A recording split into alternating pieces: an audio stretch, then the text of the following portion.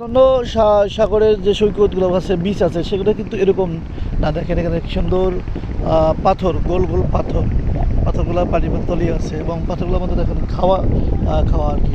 হ্যাঁ, পাথরগুলো মসৃণ না, একেবারে সুন্দর, কত সুন্দর।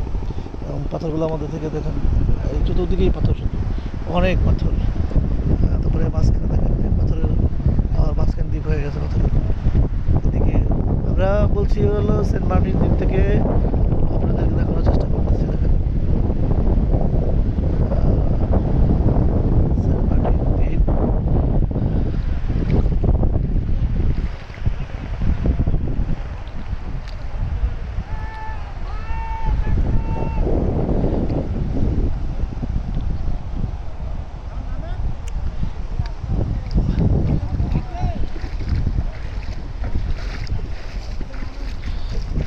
আমি পাথরগুলো আপনাদের খুব কাছে থেকে যদি দেখানোর চেষ্টা করি, দেখতে পারবেন। দেখেন আর একটা জিনিস আপনারা বুঝতে পারবেন, এটা কোথাও দেখা যাচ্ছে না। এই যে দেখেন শ্যাওলা, সাগরে শ্যাওলা হয় আমি দেখি নাই, এটা প্রথম দেখলাম। বুঝছেন, পাথরের যেহেতু আছে এখানে শ্যাওলা হয়েছে হয়তো বা। এই শ্যাওলা, অনেক শ্যাওলা।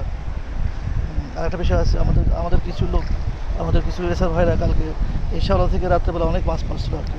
রাত্রে এখানে মাছ এসে ভিড় করে আর কি। তো সেটা তারা এখান থেকে মাছ ধরছিল আর কি অনেকগুলো। তো সেই মাছগুলো আবার রাত্রেবেলা ওরা বারবিকিউ করে খাইছে আর কি। এই দেখুন আশ্চর্য রকমের পাথরগুলো সুন্দর। এই পাথরগুলোর মধ্যে বসে আপনি নিরিবিলি সাগরের ফিল নিতে পারবেন।